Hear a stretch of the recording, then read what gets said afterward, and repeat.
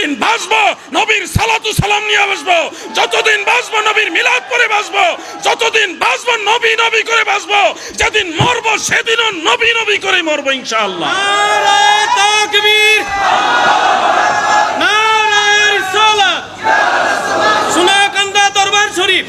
শুনুন, গত কয়েকদিন আগেও শেখুল হাদিস আল্লামা মুফতি মুতালিব হোসেন সালিহি সাহেব হুজুর, তিনি এবং আমি গুনাহগার মাওলানা হাসনাইন আহমদ আল কাদেরী, মাওলানা হাসানুর রহমান হুসাইন নকশবন্দি, আরও বেশ কয়েকজন আলেম মিলে আমরা টাঙ্গাইলের মধুপুর গিয়েছিলাম।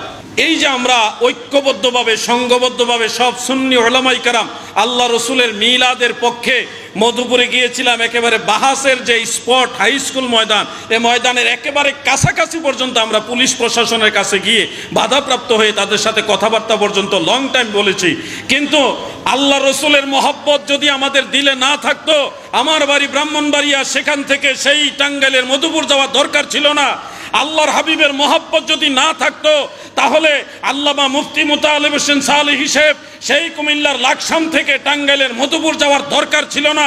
আল্লাহর হাবিবের মহব্বত যদি না থাকতো, মাওলানা হাসানুর রহমান হুসাইন নকশবন্দি সেই চাঁদপুরের হাজীগঞ্জ থেকে টাঙ্গাইলের মধুপুর যাওয়ার দরকার ছিল না। আল্লাহর হাবিবের মহব্বত যদি না থাকতো, মাওলানা হাসনাইন আহমদ আল কাদেরী সাহেব সেই ফেনী দাগনভূঞা থেকে সেই টাঙ্গাইলের মধুপুর যাওয়ার দরকার ছিল না। আমরা কেন সেই টাঙ্গাইলের মধুপুর মহিষপাড়া গ্রামের কাছাকাছি ওইখানে গেলাম? একটাই কারণ, আমরা মদিনাওয়ালাকে ভালোবাসি।